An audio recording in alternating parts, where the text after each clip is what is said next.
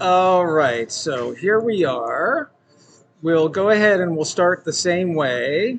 First, we're going to need to see how big this is. I,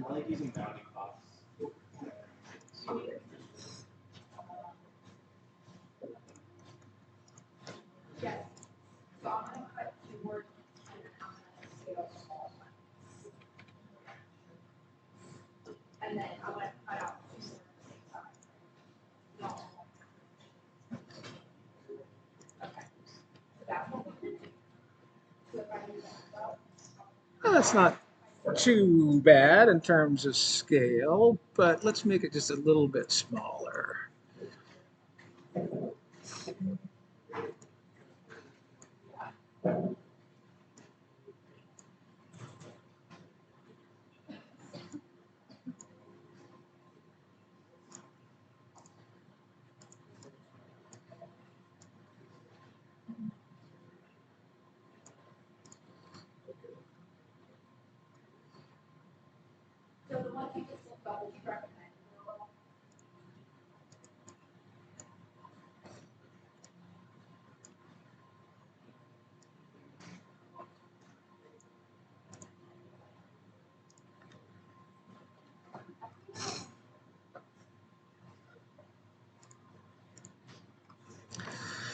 Okay, so let's go ahead and work on uh, our Z contour. So for a waffle, we're going to have much different spacing between these. And we'll probably use a thinner material unless we're going to make something relatively large. So are we going to use 1/8 inch material or 3 millimeter material? I mean, unless, like, so for the example that I showed you guys from that I did last year, that was essentially matte board and it was thicker than a 16th of an inch. I want to say it was like 70,000th, like 0.07 something. And this is where really, before you start your project, I highly encourage you, almost implore you to know the thickness of your material before you start, or very, very close, right? So if you put in just as a placeholder, say 0.125 for 1/8 of an inch, and then you decide on 0.118, you can scale everything by that small amount and it will scale the whole thing, including your slots and everything. Because what is going to be important is the fitment of how the material fits into the slots. If they're too big, the thing is just going to like fall apart. It won't hold its shape. If it's too small, you're going to end up damaging. If it's really rigid, like something like acrylic, it's you're going to end up cracking your material, um, or you just won't be able to get it in. So that is something that's going to be really, really important. So for example purposes here, I think I'm going to use I think I'm going to use this the polystyrene or the styrene, which is 0.060, because the stuff is cheap, it's thin, it's relatively rigid. So what I don't remember what this dimension ended up being because I erased it. What about 11 inches? Yeah. So let's collectively decide the spacing between this. So it's 16th of an inch material. Um, I think it might be nice to have a pretty tight sort of waffle on this because it's thin material and it's going to have a crisp edge to it, knowing what that material is. So let's try, for instance, 3/8 of an inch. Hey Joe, I'm recording over here. No, I'm kidding, but I really am recording. Um, oh,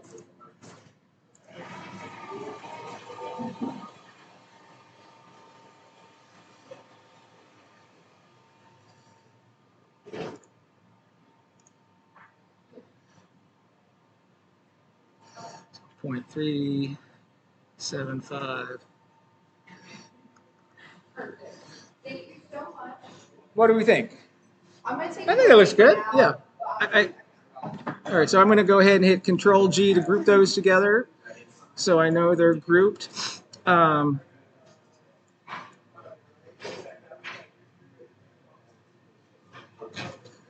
all right, here's something. It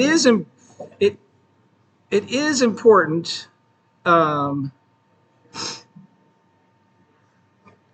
well, it doesn't really matter so much here, I guess.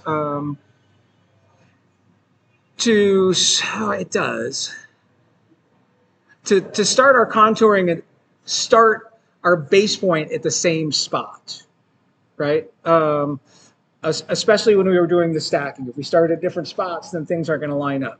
Um, Here, because we're going to be doing two different axes, I suppose it doesn't matter, though I'm going to do this a bit differently than I have done before. So one of the things that we're going to need to be aware of, that is one of the things that makes it difficult, is that when we do the slicing on the outside contour, the outside contours, they interfere with one another, so you have to make the cutting object larger than the object that is it being cut from. And if anyone watched any of the Waffle videos, that's an important thing that has to happen. So the way I did it last year is I offset the contours and then extruded them. This time, I think I'm going to offset the object. It's not tested yet.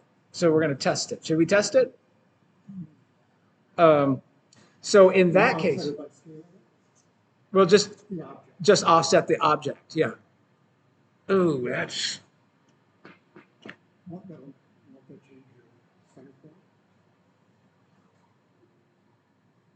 I'm not going to do that because I think it will change the relationship of everything. I take all that back. I'm going to do it the same way. Now that I think it through, yes, yeah. Okay, never mind. It still is important to be consistent with your base point. All right, so then let's just go ahead and go down and do our Y contour. Oops.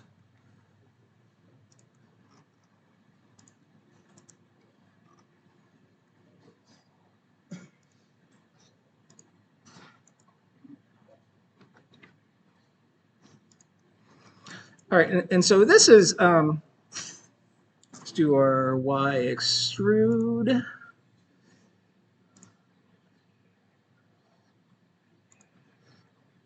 I can go ahead and turn my model off.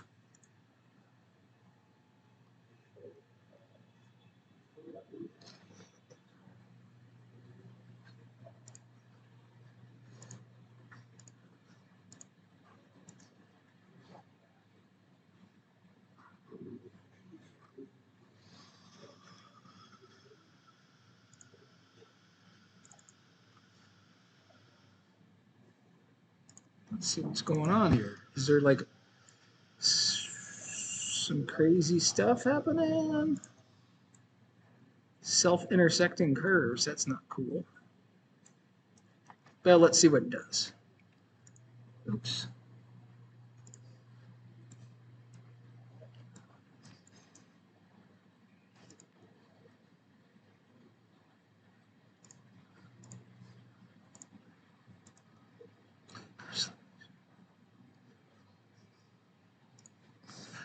And so for this one, what I have been doing is I will extrude both sides. So I'm going a little bit in each direction.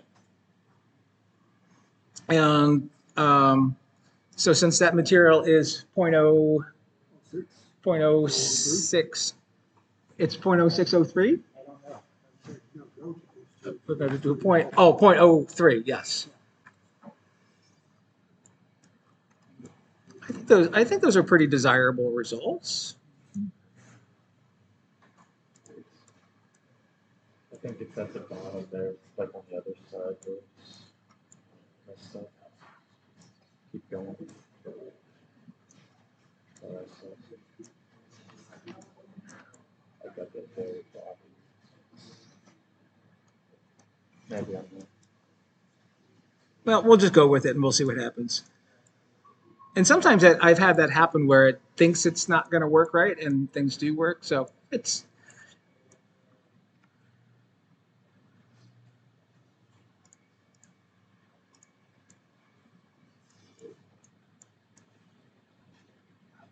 all right, so we'll,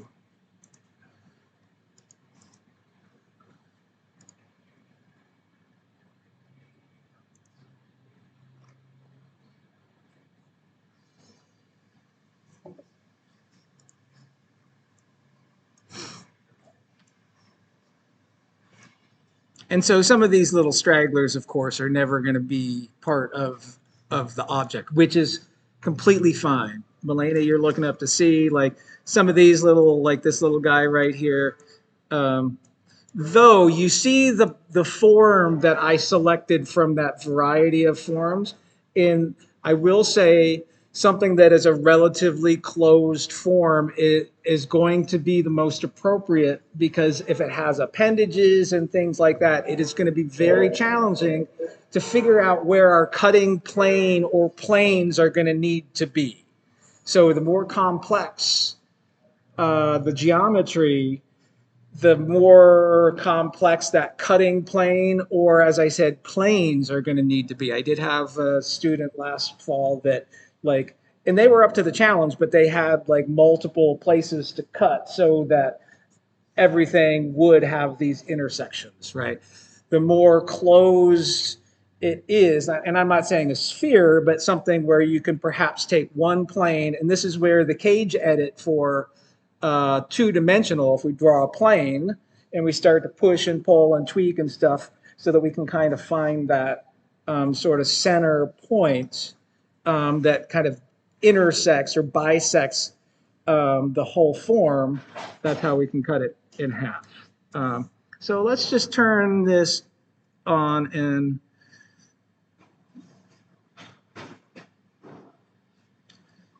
see what we have. Yeah, I like it. Good enough. Okay. And here is actually, see if I can illustrate what I'm going to just change my pan here. This right here, right? So if I tried to, well, let's just see what happens. So let's, I'm going to subtract this from that. And you see what happens right there? And if we try to translate, because on this, what we have to do is we have to do the Boolean of the extrusion, and then we have to take basically the face border and turn that into a curve, and that becomes our geometry for laser cutting, right? And you see this little thing right here, that is not going to translate very well into a curve that's going to be laser cuttable. We could do it and then go in and edit every single time that happens in the two-dimensional geometry, or we can do that in our model so that doesn't happen. Does that make sense? You follow me, Riley? Okay. So I'll undo that, and that's where the offsetting comes into play. So what we're going to do is we're going to do an extrusion of each our y and our z to be larger. So what we'll do is we'll subtract the larger version of our y from our actual size of our z and vice versa. All right, so that's what you see. I made this offset contour and offset extrude. That's what those are about. So I'm trying to remember how I did this. I'm shooting from the hip here today. I have not like gone through this prior to, so bear with me. I'm glad I've gotten to know you guys. I feel more comfortable in shooting, for me? Shooting from the hip. All right, so let me turn these off.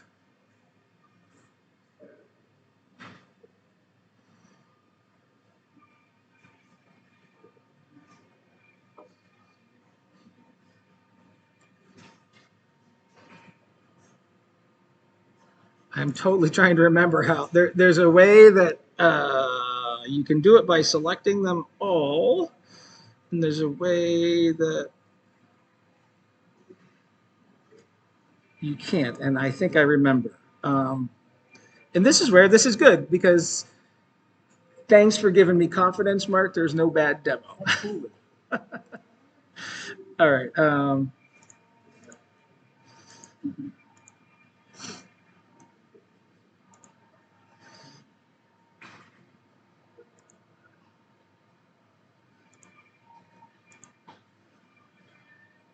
I do want my contour up. Right. All right. So these are grouped together. So I'm going to, let's say, make this a 1/4 inch. I'm going to offset by a 1/4 inch.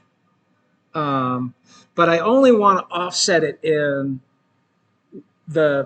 one direction. So or actually in two, the X and the Y.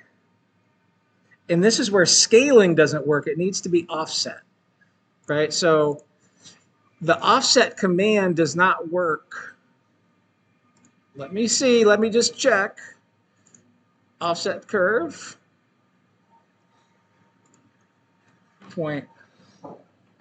Let's do 0.2. See, it will only work one at a time, and boy, that's going to be a funky one.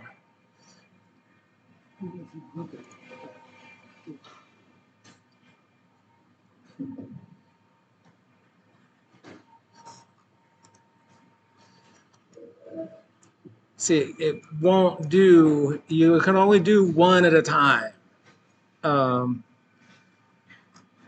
So here is what, and you could do it that way, but it takes some time. So as I'm remembering, this was my workaround, is to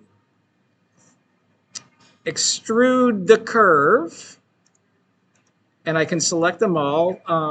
And we are going to end up with some funky things, I think, in this whole example, because it's given us warnings, and we'll see what those are later. Yes, extrusion distance is going to be the same. The same. Well, no, let's think about, here's where, because we're going to use this geometry ultimately for our cutting geometry.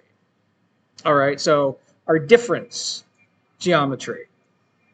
So we're going to want to have just a little bit of clearance. So how much clearance do you think we should have for that styrene? If it's 60 thou, maybe 5/1000ths of an inch? 5/1000ths of an inch is like maybe 2 sheets of printer paper. So just enough so it's not going to bind, right? So enough so it'll slip in. So we're going to extrude a surface. So this is like, Marcel, like what I think you were doing. So essentially it'll make a ribbon of that contour, right?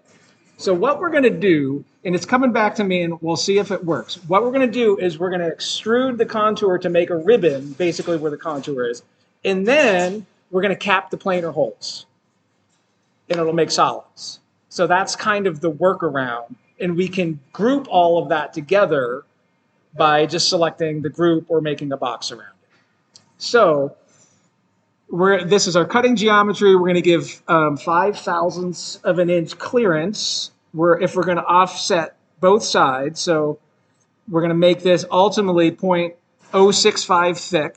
If we're extruding both sides, then we're going to extrude 0.0325, correct?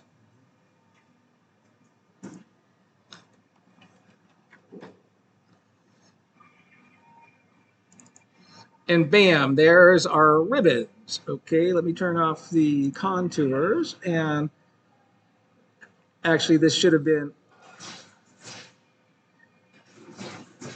well, you gotta,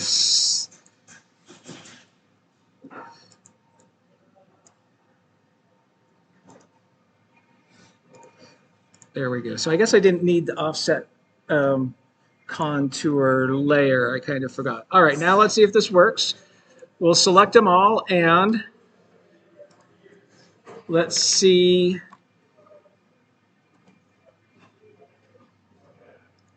And bam, look at that. Now we have solids. So instead of having to do stuff like a bunch of steps, and it's a little cumbersome, but it's a little bit of a workaround. So now let me just turn on my Y extrude and let's zoom in and see.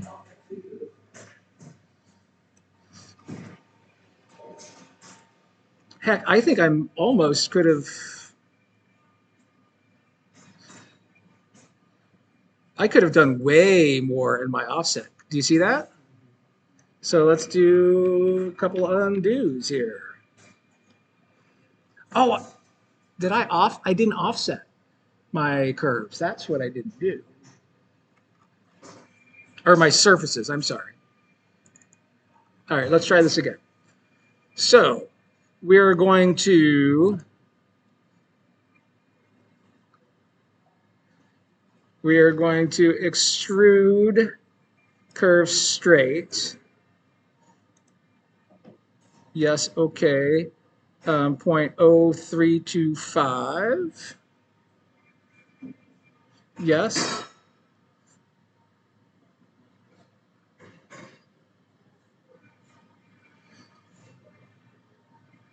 And I'm going to rename this.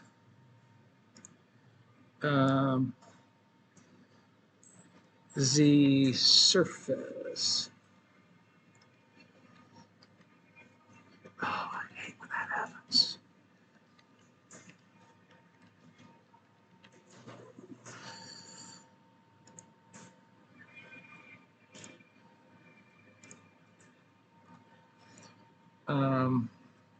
Turn those off. Let me group these.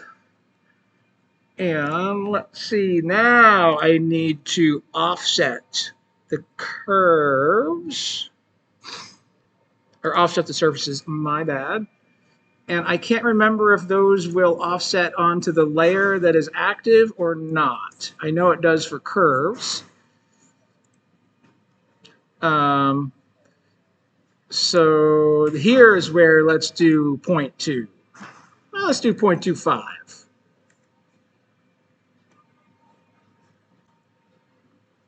It's thinking, it's doing it. Is it going to break? And it does seem to offset to the layer that is active. All right. But I grouped my previous ones just in case I had to select those and move them to a different layer. They would be grouped together already, and I wouldn't have to go and select every single one. That's the reason why I did that. All right, so now what we will do is now we will cap.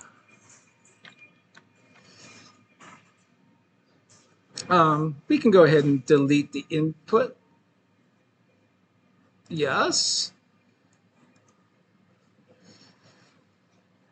And bam, and here is where, oh boy. Yeah. Is this just a bug in Rhino where it doesn't capture all of the contours? Okay, let's do this. And so let's try something just for kicks. Let's go open up our settings and general. Where is, I can't remember where the tolerance is.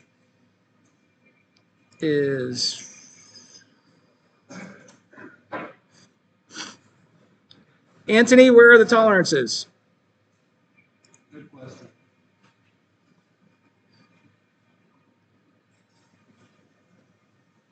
Someone look up quickly where the tolerances are so I don't have to go through everything. There's a tolerance setting, and I know.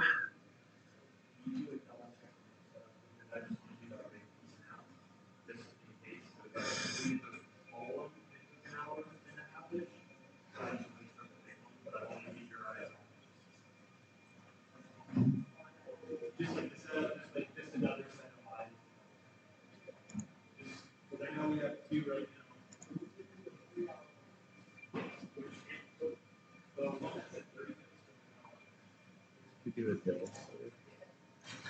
It maybe it is under advanced. I know advanced has like no, that's like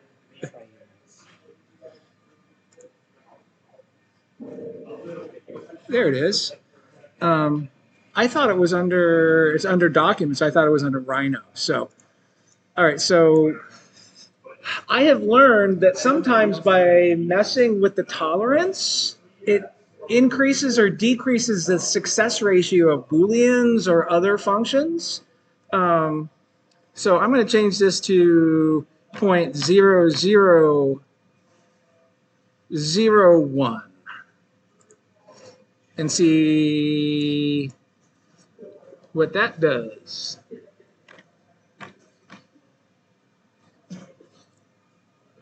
No.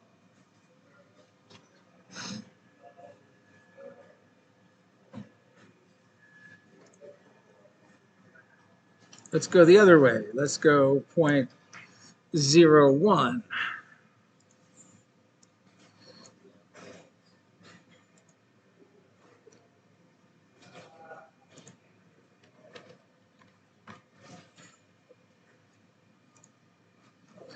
Nope. Since they didn't have a closed planar loop with edges. Yes, and so probably this is what happened, right? All right, so it's because the geometry because of what the geometry was, and then because of the amount that I offset the surfaces. And you saw that when I first tried to do the offset of the curve. Did you see how that curve like kind of self-intersected? So this can be fixed by going in and trimming all of these things, which is a little bit laborious. The other thing might be, and I realize it's time to wrap up here today, but the other thing might be, so if I turn this on, the other layer on, I could see like, is that 0.25 offset of the ribbon, is that a little bit just way extreme? Maybe I offset it by a lesser value, which is going to increase my success ratio, which would minimize the amount that I have to do manual fixing of those things, which when I look at it, I'm thinking, maybe it was a little bit excessive, that 1/4 inch offset. I would have to look a little bit, more closely all the way around.